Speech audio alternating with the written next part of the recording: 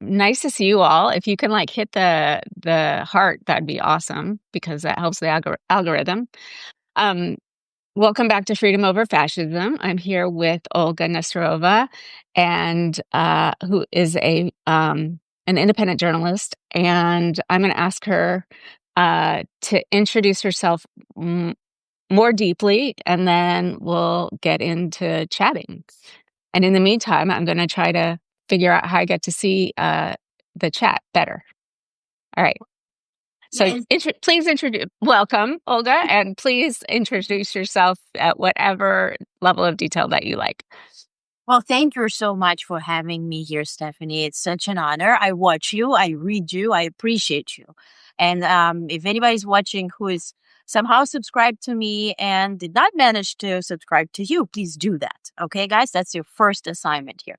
But as to me, as you mentioned, I'm an independent journalist. I started as former diplomat working for UN, came in all this bushy-tailed with my dreams to change the world for better, and then got introduced to the reality of politics. And ultimately, I understood that change can come from within. And information is really the key, right? And Hmm. whether you win over fascism or any type of constellation that is hurting people and hurting democracy. And so I am now former White House correspondent. I was in President Biden's pool. Of course, with this administration, I got a fat denied from the Oval Office because I do ask questions. And but I do cover G7, G20, NATO, and I'm traveling. I'm there. I'm talking to people and producing this daily newsletter here on Substack and going live every day. So that's essentially what I do. That is great. So everybody, at the top of your screens, if you're not subscribing to one or the other of us, you can do that. And please feel free to chime in on the chat. I see some of you that I know. And so, Olga, I wanted to talk to you a little bit about, well, the news of the day is the Epstein survivors came out with their press conference and described some of their experiences. Uh, what what is your response to what they had to say, and what are your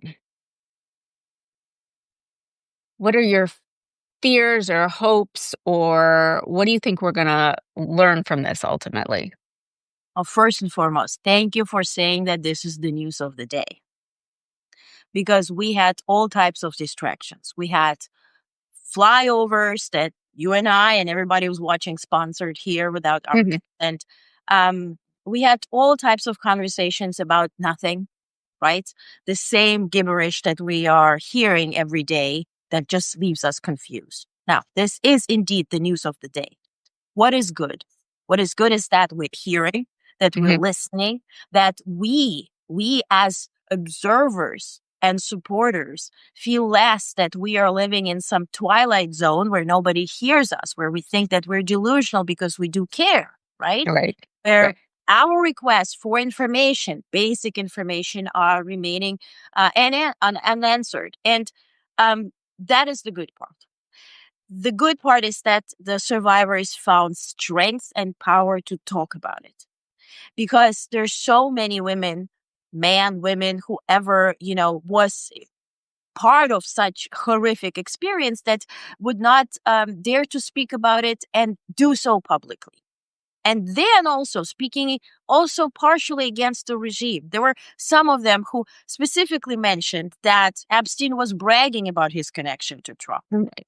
This was his biggest, brag, essentially, and the Right. biggest plus point among others. Then they mentioned that they will produce a list of all the people who abused them. And perhaps there are, to your point, lists before, but were gathered before. And they took space. They took space in the media world and in the news cycle. The world is talking about it, not just United States. And we start talking about it. Now, as what I hope that this will produce, information and fair trial, and those who are at fault will be, in jail. But in reality, this administration is holding, power over mostly even all parts of government, right? And so will Supreme Court act? Will the Congress act? We don't know because they're all afraid of Trump. But good that we hear about it and we learn more. Right. And it seems that given the number of Republicans that have sort of come on board to hear them, that maybe the tide is turning a little bit, that they're feeling the pressure from their constituents that covering this up is not what people want. I think especially with the way that it's talked about in the press, we forget the press often, and that's a big, the press.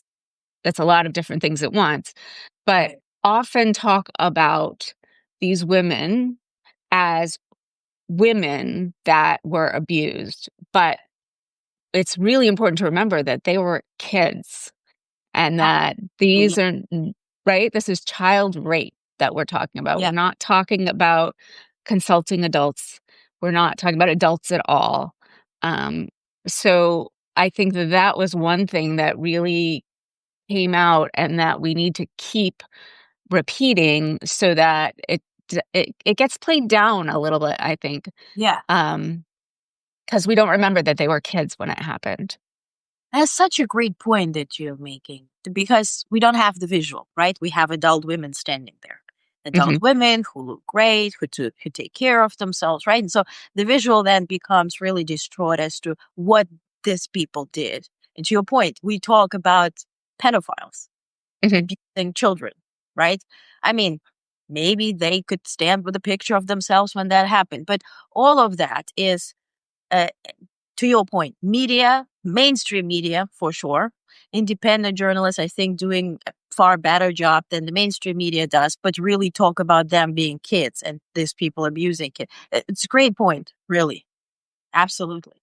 Right. And the other thing is that, the regime right now will throw anything against the wall to try to get this off the front screens, front pages, right? The regime bombed Venezuela last night. Russia's trying to shoot uh, EI, European leaders out of the sky. Well, just Yeah. Yeah. make their GPS not work.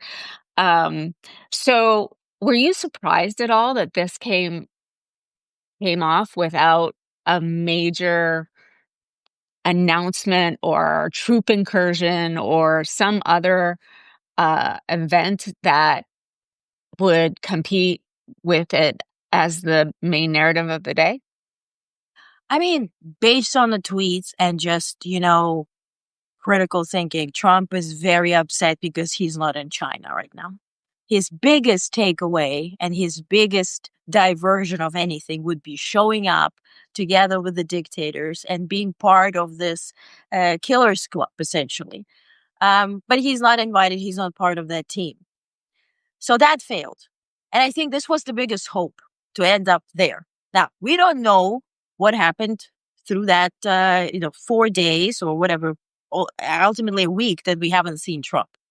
I get the poll reports. I don't trust those poll reports. I know the people who put those poll reports together who were greeting President Biden every morning, harassing him and asking him for proof of life, even though he was standing in front of them. So Right. that aside, we don't know what happened in those 4 days. We don't know how Trump tried to go to Beijing. Could he possibly physically fly there? Did he have COVID or, anything that did happen to him? Maybe he had a surgery. Who knows, right? We don't really know. So something did happen that prohibited him from going there. Either he didn't do enough to earn the invitation. Invitation was pending a month ago, so Mhm. it was kind of out there. But ultimately, he wasn't invited. Um, so I think that they put the eggs in that basket. Now, as to and then they had to, I mean, you see like how Trump administration works. They're very inefficient, they're uneducated, they're unprofessional, they're even bad in conspiring and doing all this, right? Kremlin is by far ahead with their, propaganda machine. It's in fact a machine, and this here is some type of a bicycle. So they then start scrambling. What can we do? Mm. And then you have today this right wing president of Poland coming to the White House. Then suddenly we have a flyover for what? For president of Poland? Like, what's happening here? So they try to scramble and have some type of diversion. That happened exactly at the same time when survivors were speaking in Washington, D.C. So intimidation did happen. What I think they're now heavily scrambling for is how to divert what's going to follow after.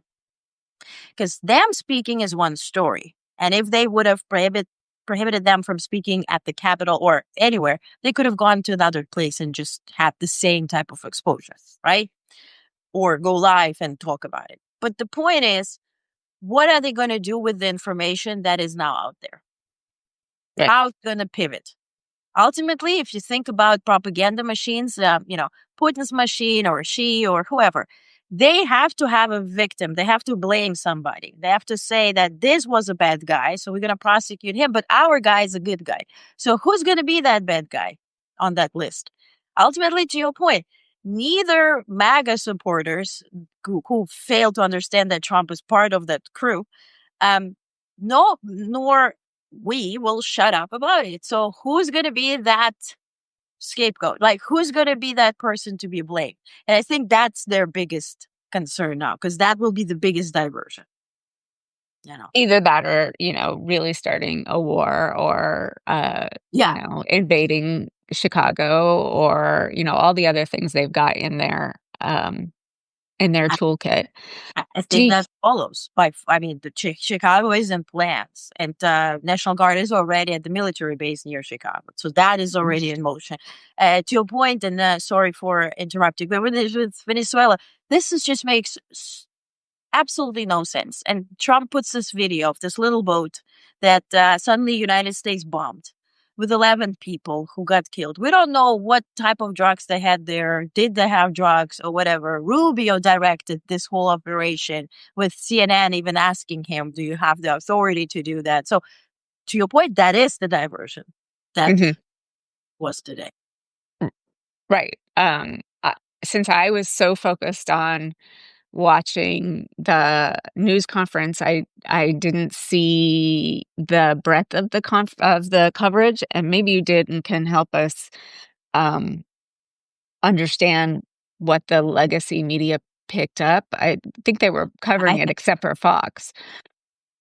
In all Um, honesty, I haven't seen it. I just saw different posts where people compared how all channels were covering the conference, aside Fox was covering Trump at the Oval Office.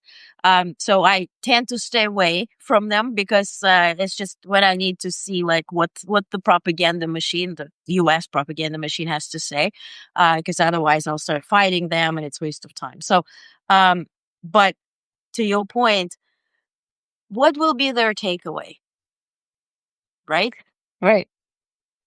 So, do you have any? So, I assume that when you were in the Biden press pool, and writing about Biden every day, that you had additional sources that helped corroborate whatever was going on in the press room. And maybe that's a big assumption. Do you have any sources inside the regime now that are telling you anything about um, what's going on in the White House or even in other parts of the regime that are in motion besides the things we all know about?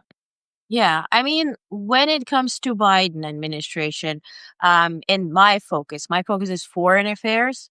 And so my connections are at the embassies, at the different, like this week I spent hours emailing all embassies and all representations of different countries for the UN General Assembly to attend on the record, off the record meetings. And so um, I'm on their press list. I'm able to follow up and talk to diplomats and figure out what's going on. So when Biden was in power and was president, the idea of what Europeans are thinking about what he's doing in regards to Ukraine, also in regards to Israel and Palestine, and what are those moving, particles in that constellation.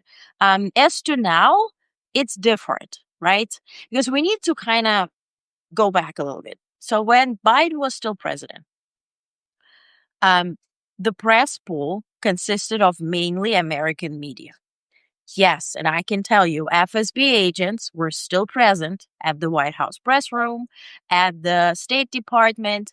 I'm Ukrainian born US citizen, so I do speak Russian. I received so many Bluetooth requests with documents in Russian to start conversation with them.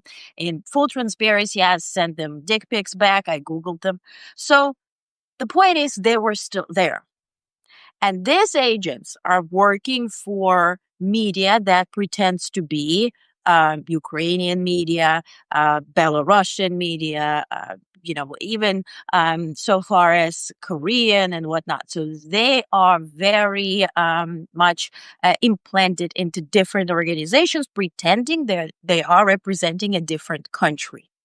Okay. Just put it out there. Okay. Which is really part of that regime, and they have their hands everywhere. And there already, it was very clear before the election that if Trump wins, the press pool spots will be already sold out to mainly Russian and Chinese media. Okay. So whoever travels with him, we hear from the main person who puts the poll reports together, or the mainstream media that shows us this, literally the live streams and whatever is happening. Hmm. Others are still asking questions. We don't hear those questions in our media sphere, but they are, very publicized in Russian and Chinese, whatever media. So whatever Trump tells them is very much dominating their news cycle. So from what I hear is people who authentically want access to Trump and want to ask questions are denied entrance to the Oval Office. Most of them have access to the White House. They were not denied access to entire premises. Neither was I. But the problem is, can you come to the Oval Office where you can ask questions? Because the press room itself, we see Caroline Levitt. This is just a whole, like, it's part of that reality show. She's not really answering questions. She's not even No. asking people who have authentic questions, right? So, to your long story short point, what I do hear, for instance, about Trump, they said that we honestly don't really have pictures of him. We're told what to present and what to write, but honestly, we haven't seen him since Tuesday. So, which was very different from the regular operations where he's in front of people, he's talking to everybody. He didn't want to be seen or heard. Other stories were that he had issues with speaking. Yesterday, we didn't see much of those issues, but maybe this was temporary. Um, all of them said that there were roads blocked not only to Walter Reed, but also to Virginia Hospital, and that is on the way to his golf course. Uh, Essentially, that in him playing, they haven't seen him even arriving at the golf course because they were uh, waving him goodbye, right? When he and his SUV were leaving the White House. Then they were transported to his golf course, like sort of like a tennis court where they couldn't see anything, what's going on outside. They were kept there for hours and then said, well, Trump has left, so now we're going back to the White House. So anything could have happened in between. So that's, what I hear. and do you have any like whispers of what people think it might be, or are we just gonna like wait until we find? Some were saying that Vance was very present. And we see it also in the poll reports because last time we heard of from Trump last week was Tuesday, 12:30. Wednesday it was reported that he spoke to Waltz and he spoke to others about the shooting. And then Thursday and Friday were all VP reports, pool reports. Vance was traveling. Suddenly he was holding speeches. Today he's also visiting the victims. So, and his wife, like all of that started being more about Vance. One reporter told me that Vance were seen at the Oval Office when Trump wasn't there during the weekend. Some people saw him with documents, but again, I'm not there. I'm not seeing it, but that's what I hear, for what it's worth. That's very interesting.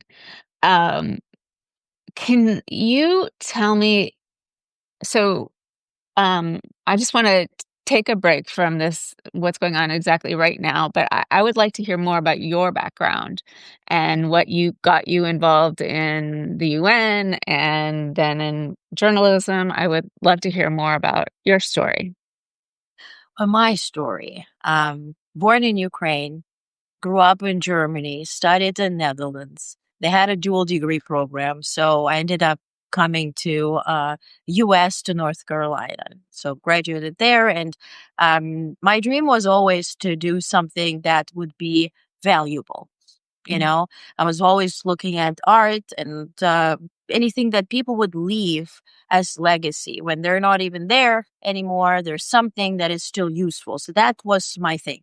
I'm, not a scientist or anything to benefit the world in that regard, but um, my point was when I came to UN and I thought that, my whole thesis there was about maritime law, and I wrote this 75 pages book. Essentially, it's still at the UN library about how you can amend law to protect people who are, essentially our navy and anybody's navy, essentially from being taken over by pirates and whatever. And what was interesting when I did put that together, I was at the mission of Ukraine. And at that point, I left Ukraine when I was 13. So my, behavior is different. My, understanding of the world is different. Yes, I speak Russian and Ukrainian, but I grew up in Germany, Netherlands, and whatever, right? And so when I was there, they said, well, you're so eager to work. So you're now going to go to all the meetings. So I went to meetings with Ban Ki-moon at that point, with meetings with, for instance, Palestine. And when this was the part where Hamas was winning the election, changing their constitution, their leadership of Palestine, actual Palestine, crying and saying, please save us from it. So all of that was there.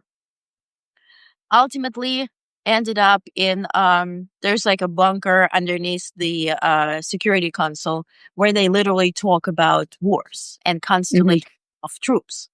And I somehow ended up negotiating the pricing of soldiers who will be in the first lines, and then you have to like negotiate how many essentially cents are per person that is, you know, mhm, dying first or whatever, which was very rough on me. Couldn't sleep, start speaking to be like, what are we doing? Lives are worth, those are real people that we're talking about. They said, well, this is just statistics, get over it. And ultimately, I thought, look, if I stay here and I change my mindset to think as they do, and they also have this notion that the higher you climb, like on a tree, the less wiggle room you have, right? Because you end up on, some top positions within the UN or any political organization, then you should talk less and do less to maintain that position. I thought, what is that? That's just stupid. And ultimately realized I don't want to change because I want to look in the mirror and be proud of me. So departed. And why journalism? I still was writing my thoughts and what we can do. People started responding to it. And the source of information in the US, what I thought at that point was, of course, the White House and DC itself and Department of State. Um, then when you end up there, you learn that there's so many different parts that you have to, of course, read between the lines. But if you're trained as a diplomat, you kind of have a more type of better understanding. And what I'm really passionate about is democracy. mhm, And I know a lot of people talk about it, and it's trendy and all of it, but it's just an interesting concept where we kind of granted voice and opinion and freedom to act, but all of that depends on us to fight for it on the daily basis, right? And that is mhm, the concept of democracy. And I think right. media plays such a huge role because this is, on one hand, it's the information that people are getting, so they can make decisions based on that information. But it's also the voice of the people that should be, right, dominating the decision making process in those institutions.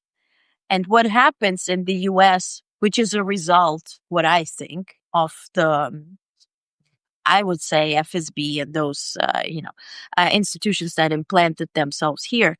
The result is that people are not getting fair information. It changed with internet and independent journalism and everything. And also, those institutions are not really hearing people. Right. Because if you think about it, Trump is watching television more than you and I combined. Yeah. And he's not getting anything that is going within the country.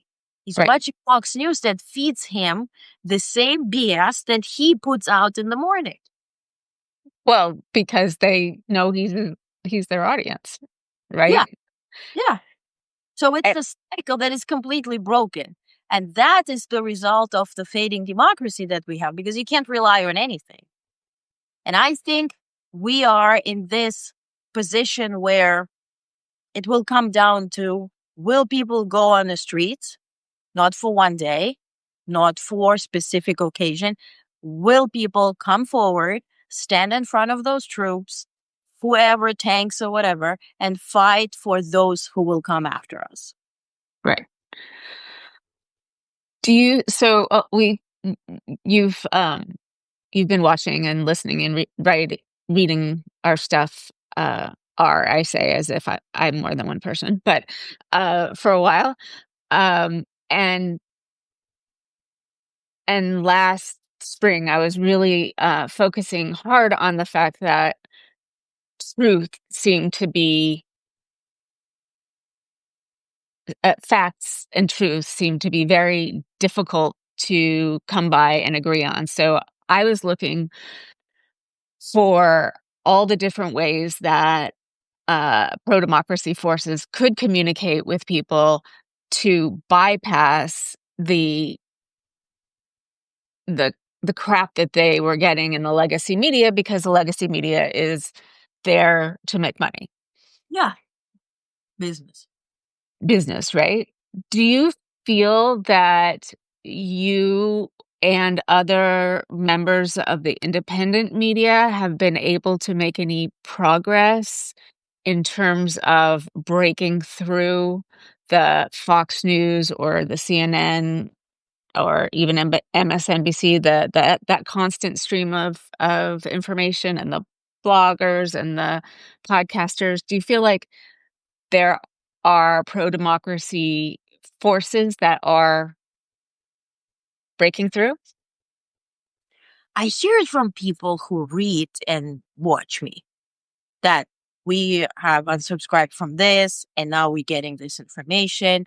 I'm always very keen to also present any articles that I think are relevant, or those who are, like you have a voice, right, and platform. I think this will come down to us doing live streams like we do now Mhm, and aligning, because the idea is we're so focused on opinions, because everything you mentioned, from mainstream media to podcasters to influencers of any kind, it's a lot of opinions from people who deserve to have opinions. And mhm, then there's a big question mark, do we all have to listen to those opinions, right? right. History plays huge role. Mhm, Historians like you are play huge roles, because that's where the facts come from. mhm, And we're not diving into, the Bible, talking about facts or whatever. That's all, if you want to debate it, cool. But the history 80 years ago, mhm, because our grandparents, parents, grandparents told us about this. They told what different actors were doing. They told us about the mindset. And now all of that is being repeated. So if we cannot learn from 80 years ago, I mean, that's on us. And I think what can be really important, because how does social media work? Essentially, and I was studying it for the last couple of weeks, trying to figure out, like, how do you get through to people, to your point? And it's all very personality based, right? And that's how mhm, Trump essentially became who he is. If you like somebody's personality, you will listen to them talking about politics and cooking and sports and diet and everything, because you love their personality, so you consume their content. And I wish for those with huge accounts who are, dominating the media sphere in, let's say, cooking or whatever, that they would be shouting out professionals in other categories like Mhm. historians, people who report on the news, people who talk about medicine, talk about what is happening with CDC, doctors, because those professionals, scientists and whatnot, usually lack that personality factor because you think like, I'm a professional, I'm a scientist, or I'm a historian, I know what I'm doing, I'm writing this, I don't need to go to on social media and be like, hey guys, and do all this, Mhm. right? Which Right. actually draws attention. So we need to somehow combine it. But what I'm optimistic about is that people, they started reading more, what I Mhm. feel, right? Substack essentially came up with just because of this trend, because people are so sick of reading mainstream media, not just watching, but also reading. And they want to read from those who are not afraid to put the reality into words, right? Right. Uh, There's yeah. a combination of, the people who read and then the people who watch, reels and TikToks, Mhm. and we need to be reaching out to all of them. One of the things that I am seeing that is making me a little bit optimistic is that there are a number of other Substackers who are beginning the top level, the Jim Acostas and the Ruth Ben and the Midas Touch guys, like all of them, they're on each other's shows all the time. And so their audience gets consolidated. But I think at a slightly lower level, that's beginning to happen as well. So I've actually been um, invited to two different conversations next week and another one the week after. And so I'm also trying to have more conversations with more people on Substack so that we can build a community that's maybe, there's the big ones, um, but then there are, smaller accounts like mine, although most of the other accounts are bigger than mine, where we can add different kinds of perspectives than the ones who are, have massive, massive accounts. So I'm seeing that happen now, and I that's helpful. in my regard, I that's a very good strategy, and this is on me that I'm not doing such things. My point was to focus on getting information and counting on the information to make the rounds. As to, I'm, let's say, talking to somebody who is, um, like, for instance, when European leaders were at the White House, and I spoke to delegations of two countries. They asked me not to mention, but and so they showed me the documents that Trump was showing to them about Ukraine being pushed to give up the land, about also even negotiating for Russia to buy out US military bases in the NATO sphere, which is like, wow. And I thought this was so delusional. And then next day I hear that this is actually the reality. So I came back and I said, my apologies. I thought you were bullshitting me, but it's actually real. And then I started putting those news out and people started paying attention. Um, but it's very much needed to connect with others who are writing. And again, this is my minus that I don't pay attention to that. But yeah, and I think, altogether, we talked about mainstream media being a business, but also we call it independent journalism. But New York Times also raises money as independent journalism on their website. And they do have a Mhm. whole building in Manhattan. Right. So we need to ask, what is independent journalism, right? Fair. Because you and I probably don't have a building in Manhattan. Sadly, And no. yeah, and we use the same words to raise funds and ask Mhm. for support. Yeah. And that then becomes a very interesting thing because I also tend to say, follow us, we're doing this. And yeah, I have people who help me film things and whatever, but it's mainly me working 24/7, being that crazy person. Um, and I think, shall we talk about what we are actually doing, pretending to be, New York Times and all those institutions, because we use the same words asking for support. And this is not fair, by far not fair. Mhm.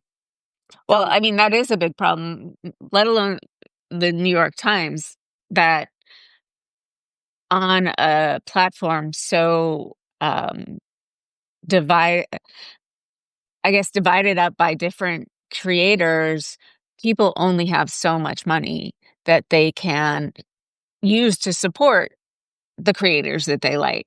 And whereas on the right wing, their creators are supported by massive infusions of cash, yeah. um, which is why the independent creators on our side, unless they happen to be very big and well funded, come and go.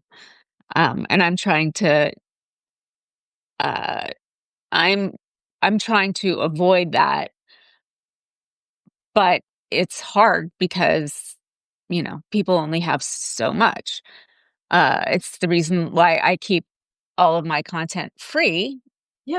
Um, but then there's nothing hidden. So No, I totally feel you. And that is a question that we need to also talk about because um I removed all the paying whatever things on Substack, on the website, everywhere, because I believe that information should be free.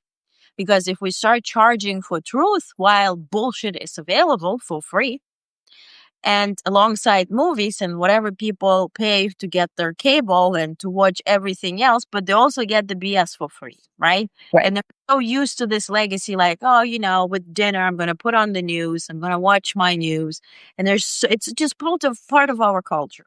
But I mean, movie business did shift that for us now to imagine like run home to turn on TV at 8 p.m. because there will be a movie that we cannot miss is just sounds obnoxious at this point.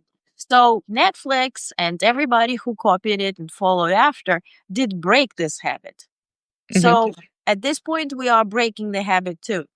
Um, Yes, asking people for, paying for content is, I think, a losing game at this point. Why? Because people can't pay for everything and they're already used to whatever, right? And also, economic situation is not the greatest, honestly.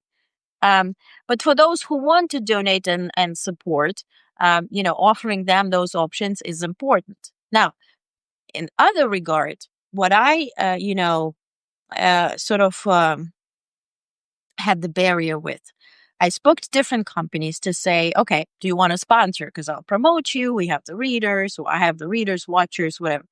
But I would only sign a contract if they will say that they will not dictate what I should say or not say.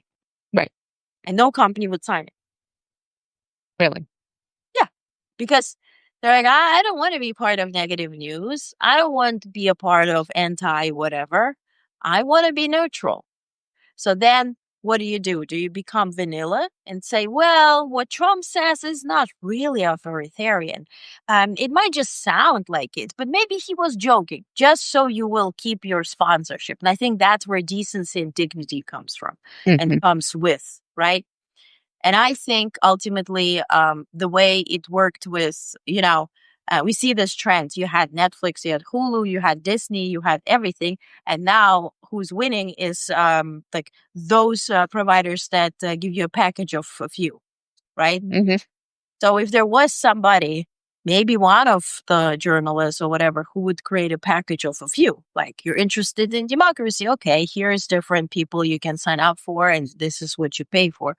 That would certainly elevate us. But I think it's more the debate between your decency and truthful reporting and making sure it's survivable Hmm. right, without abusing people with asking them to pay more. Right. Exactly. Right. And I think at the higher levels, the Bulwark and the Contrarian, and there are a bunch of those groups. And I'm even part of a democracy network where they don't give us any money, but we get to be on their website. Mhm. Um,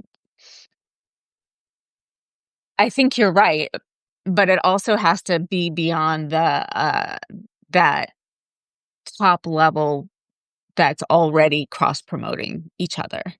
Yeah, yeah, And if that we can bring it to real people, then it yeah.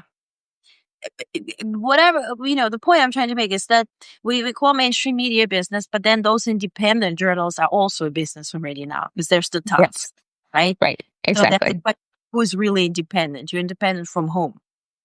because you're also running that the political The business. business, right. Yeah, yeah. So what is independent? So maybe there should be a different label or whatever. What I hear is that, those who are having consistent presence on YouTube, let's say, they're capable to monetize it and, earn off of whatever YouTube is planting in terms of commercials there. But again, it's consistency and it takes a very long time to get there. So, I think uh, we had the comment. Uh, Nicole, wow, you're so right. Ran out of cash for subs, keep meeting great new people. Yeah, yeah. I And it, run out of cash for subs too. I mean, yeah. But I think what we can do is really start talking to each other, Mhm. escaping the point of everybody opening Twitter, looking for news, copying content. I'm sure you've been in that place where you like posted something and then you see your own content reposted 500 different times without any type of, like reference even. Um, I'm not even saying about thank you or whatever, but I covered G7. I was there recording content, snapping pictures, videos, posting it up and Mhm. put it, even like watermarks and whatever. And then I see the biggest accounts, Democratic accounts, using this without any proper justification, not even saying anything about it. Wow. So, and that's again, everybody runs their own business. And that's when it becomes, which again, in the MAGA world, they don't have this issue because all of them are being sort of, planted in the right way, which is, organized in their regard. Like, what is mainstream media in the MAGA world? That they are, right? Right, but it's being paid for by the billionaires, Yeah, so they get to control content and people make a living. yeah.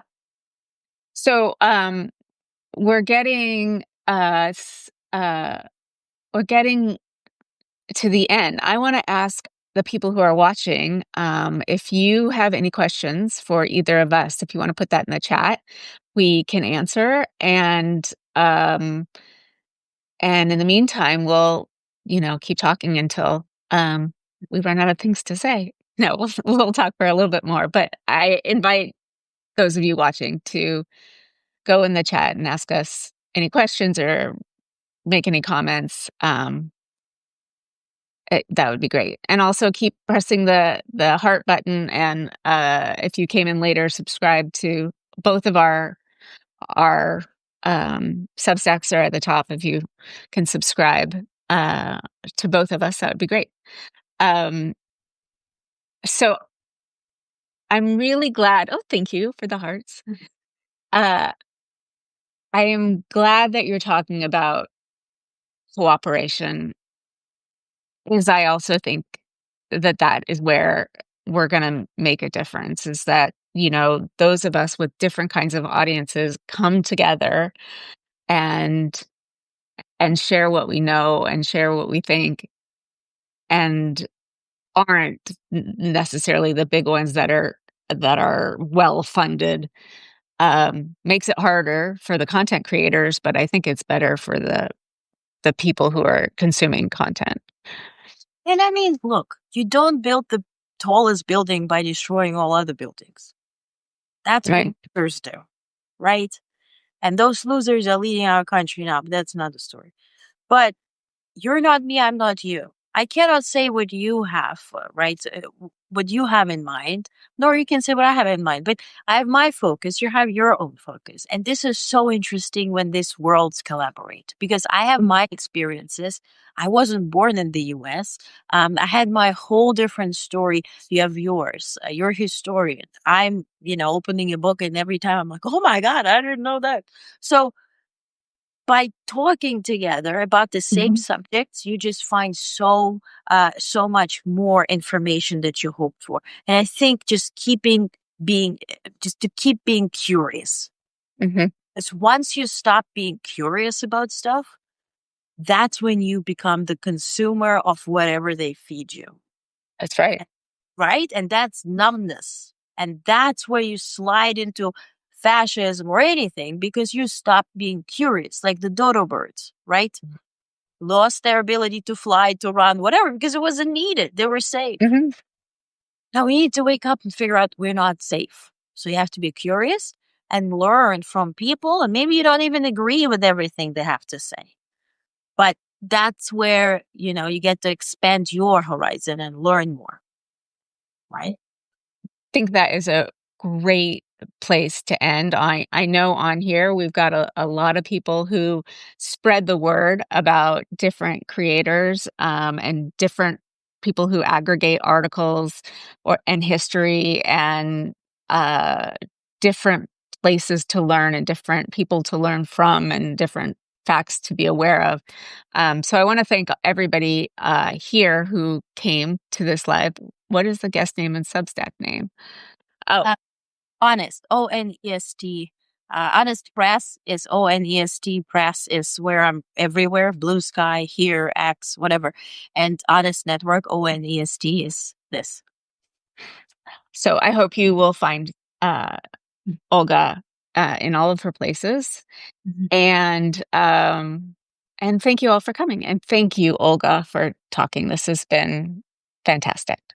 Thank you, Stephanie. And thank you for doing the work every day. I feel you. I know what it is to, commit to it and fight, and just know that you're so appreciated. As are you. Wow. Well, so thank you all for coming. I'm gonna hit the end button now.